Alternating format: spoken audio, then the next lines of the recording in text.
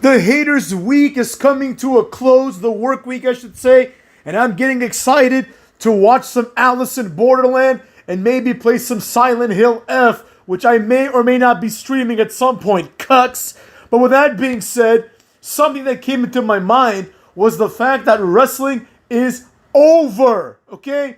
The art form of what it once was, the carnival art form, the working classes art form, the art form of the people, motherfucks, has turned into something insidious. Now, some of you jabrones are going to think to yourselves, well, hater, don't you want to blame Vince McMahon for commercializing wrestling? Nah, I don't want to blame Vince McMahon. And the reason is very obvious. I'll put it to you this way. Vince McMahon obviously made a lot of money, billions in fact, from wrestling. But it should be noted, right? It should be noted, for better or for worse, Vince McMahon, while he made the money and while he grew the company from being this independent jobber thing in the circus that was for everybody, he kept it for everybody. That was the beauty of wrestling. Without repeating myself, I'm going to tell you a quick story, even quicker than last time, cucks. Back in the day, hater comes to America, zero English up in this bitch.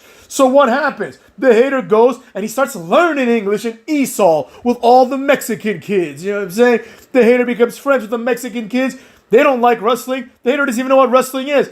I tune in. I realize what wrestling is from some friends that I had made. And all of a sudden, these friends were not from Esau, though. They spoke English. So they're explaining to me what's happening. And I'm like, I don't need you to explain to me what's happening. It's very, very obvious. One guy doesn't like the other guy. So he hit him with a chair in the head and hit him with what appears to be a final move type shit, right? My friends are like, wow, you really get it. And I'm like, yeah, of course I get it. It's so simple and obvious. It appeals to everyone, right? Now, modern day wrestling doesn't appeal to everyone. Now, these people have taken the redneck art form, right? The art form of the people, and they have, quite frankly, commercialized it to a point of no return. This is just how it is. Cucks this. The reality is that people nowadays, and the people that book wrestling and create wrestling, are up their own asses. This is not something to be up your own ass about. Let me put it to you this way, right? One insult that fandoms have kind of centered on in the last few years is the insult of being a casual. Wrestling is something where everyone should be a casual if they are a fan. Nobody, like the Dave Meltzer of wrestling, shouldn't exist. You know, and quite frankly, the non-casual fan in any fandom is fucking annoying. You know, it's like you're watching a football game with your friends, someone throws a pass, someone makes a great catch, and then someone says, wow, that's the best catch I've ever seen. And then some asswipe nearby says, oh, really? You didn't see the Browns versus the Oilers in 1968? No, I fucking didn't. Shut the fuck up, cuck. Nobody likes you. What do you think of that? You know? Take some of that.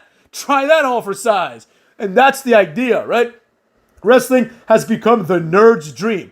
Wrestling is supposed to be this passive activity. You're at the fair, you're eating cotton candy, you get a hot dog, you shove it up your own ass, you turn around, and you see a strong man with a beard beating up a clown, and you're like, oh, this is kind of neat. That's what wrestling is, that's what it always has been, and that's what it should have always stayed. Now, with aspirations like Vince's, obviously wrestling had to grow. But the reason why it became massively popular was because it appealed to the average people. That's why wrestling was awesome. It appealed to sentiments of average people. Like, fuck, I hate my life, my boss berates me, I live vicariously through Stone Cold beating his ass, right? He lives vicariously through The Rock. He bullies the effeminate and diminutive Michael Cole. You know what I mean? That's the whole point of wrestling. Now, with that being said, today, that's not what wrestling is. Today, it's a bunch of fucking losers that no reasonable person could identify with, right? Like, I'll give you a great example. Two of people's favorites. Fucking Hangman Adam Page and Swerve Strickland. They're both fucking annoying. Nobody really likes these guys. Nobody wants to be like these guys. You know what I mean? And that's just the reality, motherfucks. That's just the reality. The level of coolness that wrestling used to occupy has gone down to basically zero, to the point where people have to pretend that Shelton Benjamin and MVP are these two, like, missed opportunities. They're fucking dorks. One of them is a college athlete. Have you ever met a college athlete? They're some of the most boring people of all time. They have no personality other than, like, go team, you know? Go Gophers. Roll Tide. Go fuck yourselves, you know?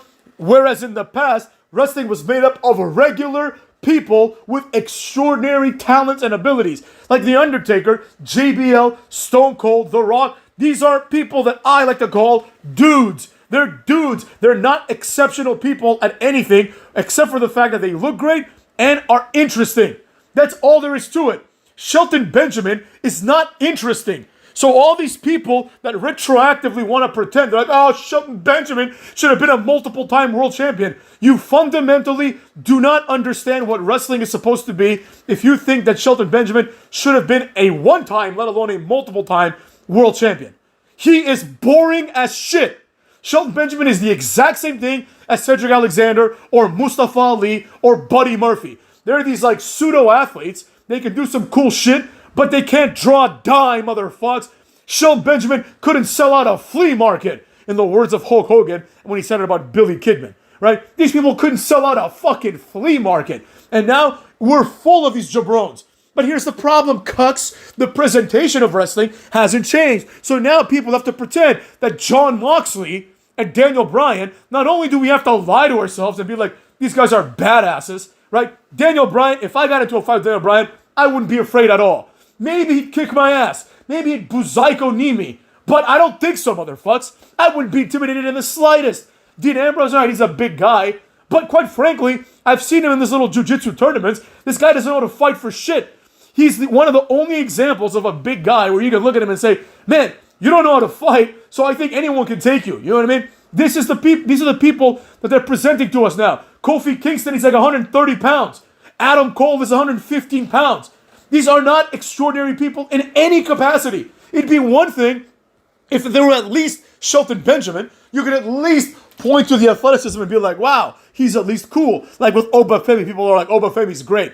I was thinking about this yesterday. Obafemi is a guy with a fucking powerbomb finisher. What the fuck's this guy gonna do? Oh, but he's not a powerbomb. Yeah, it was the best powerbomb of all time. Deal with it, cucks. But the point isn't about these wrestlers or these examples. The reality is that wrestling is over because it has been taken from the people. Some of the ticket prices have gotten to, like, literally people are scalping them for like $30,000. Have you people, like, for WrestleMania, it must be the Saudi one, right? I saw it on Twitter. Someone put up a thing, it was like, oh, WrestleMania ticket like 32 grand or something, right? On Twitter, on X, motherfucks, you know? And I'm like, who is paying this, right? First of all, just the assertion, right? That you can just go there and ask people to pay even more than $1,000 to see Seth Rollins, to see a complete mediocrity like Seth Rollins is a laugh. It's a laughable thing and a slap in the face. Seth Rollins is like marginally better than Shelton Benjamin. Like marginally. He should have had a Shelton Benjamin-esque career, and better men and better women should have been there doing that carny bullshit that actually gets over. The whole point is you're supposed to identify with these people. I can't identify with Seth Rollins because Seth Rollins dresses like Maleficent from fucking Sleeping Beauty. Nobody can identify with this asshole, right? Can't identify with Shelton Benjamin because he has no personality to identify with. Can't identify with Obafemi because he makes a weird-ass pose and has no personality either. No, this guy's going to be a massive star. Based on what? Based on what? Is it his unbridled charisma? What is going to make him a star? You know, this is the problem, right? They've taken mediocrity and thrust it up our ass, and people are willing to pay $32,000 for it. You know what I'm saying? Wrestling is over as we know it. Don't you see? Now, I know some of you are going to say it's been over for a while. Maybe. I'm not here to argue when it ended. I'm saying it's over because to me, these ticket prices for complete shit represent a new low. See what I'm saying? They represent an opportunity for more laughter at this shithole of a company. AEW ain't much better either. You know? The amount of gaslighting is absurd. You know, they show people like FTR and they just tell you they're the best tag team of all time. They're the most boring guys of all time. They look like two regular dudes. There's nothing special about them. They have no personality. Oh, they like to fight. Do they? So do the fucking Highlanders. Remember the Highlanders? They're the Highlanders without any personality. Like Dax and Cash, these guys, I'm supposed to cheer for these two assholes? I mean, I guess when you put them next to like Isaiah Cassidy and the other one, sure. Or top flight Dante Martin and the other one who's injured like 99% of his career. Nobody got time for that. We need stars, motherfuckers. We need stars. And we need wrestling to come back bigger than ever. And the way to do that is to bring it back to the people. To write relatable shit. How could anyone possibly relate to the tribal thief, the owner of the Shula Fala? This is something that if a retarded child said to you, you'd be like, you better not say that again. Or I'll beat it out of you. You know what I'm saying? That's what you would probably think. But now, this is the stuff that we have to tolerate on a weekly basis. Nobody is even trying anymore, motherfucks. We've got Grayson Waller. He's hanging out with New Day in some sort of weird sexual gimmick. I don't even know what the fuck's happening. All I know is they come out wearing black, and every week Xavier Woods looks more and more like a girl. What the fuck is this all about, man? What is going on here? Oh, I'm gonna wear a Raiden hat. Go fuck yourself. How about that? How do we think of them apples? Wrestling has been taken from the people, and the people have gone away with it. It's as simple as that. The people have gone to look at other things that are more relatable. Why do you think something like Sons of Anarchy was a massive success? Why do you think Breaking Bad was a massive success? Because people can relate to that. They can relate to the frustrations of life in the former, and they can relate to this oppression that life puts on you in the latter, right? You can relate to this being in this dead-end situation, having a shit life, and then being like, fuck it, I'll do drugs. Everyone can relate to that feeling, you know? So people flock and watch it. Everyone can get something out of that. I don't even think it's that good of a show, but you can get something out of it. But from the other perspective, you know, you just like, you tune in and you hear Swerve Strickland unironically say he's good at wrestling. Like he's like, oh, I'm one of the best in the world. No, you fucking aren't. No, you fucking aren't. You're not good at anything. He's just a regular fucking dude. If you saw him in the street, you'd be like, what an unremarkable guy. Hey, you just walk past him without saying a word. You wouldn't be intimidated. You wouldn't be scared. You wouldn't be impressed. You would just be like, oh, great, another guy. You just keep walking. And then you'd walk by Adam Page. You'd think the same fucking thing. You'd be like, who the fuck is this guy? I don't care at all. He's not interesting. You know? Meanwhile, you got people like Powerhouse Hobbs and Wardlow who actually fit these criteria, and you don't want to push them. You want to have this like jerk-off-a-thon where like, you know, Daniel Bryan, Adam Page, and Swerve Strickland just tell each other how good they are. Oh, I respect you. I don't give a fuck. I don't give a fuck if Adam Page respects Swerve Strickland and vice versa. I don't respect either of them. That's why I don't watch that shit anymore. That's the problem. The people cannot look at it and be like, wow, this is cool. That's why the fans are all neckbeards. The neckbeards will watch anything if it's told to them the right way. That's the problem. I will finish with this, cucks. The Hater has been to a handful of Monday Night Raws and pay-per-views back in the day. I haven't gone since like Nakamura won the Rumble, you know what I'm saying? That was the last one I went to. I drove to Philadelphia up in this bitch. So, since then, I haven't wanted to go to anything either. But I went to see all these things because I thought it was cool. And when I thought it was cool, the people that were on the subway or the people that were waiting in concessions were cool people. Now, I go to like an indie show once every blue moon, and it's a bunch of retards. Like, I mean, literally, it's retarded people. I'm not even saying it to be funny or to be offensive. I'm just saying it's people with mental handicaps. Clearly. There's a few regular dudes, but they're fucking weird for the most part. I feel weirded out. I'm like, oh, I don't belong here, man. This is for weird bitches who think that, like, Daniel Bryan is like, oh, Dean Malenko and Daniel Bryan should have had a dream match. Shut the fuck up. Shut the fuck up. And that's the thing, cuts. This whole situation is complete horseshit. And the Hater don't like it, cuts. I fucking hate it. I think that wrestling is drifting farther and farther away from the people, and that wrestling, as a result, is over. There's no way around this. Wrestling is dying before our eyes. Now, I know people are saying it's dead, but it's not, obviously, because it's on fucking TV all the time. People ask me, like, oh, I heard Raw is on Netflix, and I'm like, don't fucking watch it.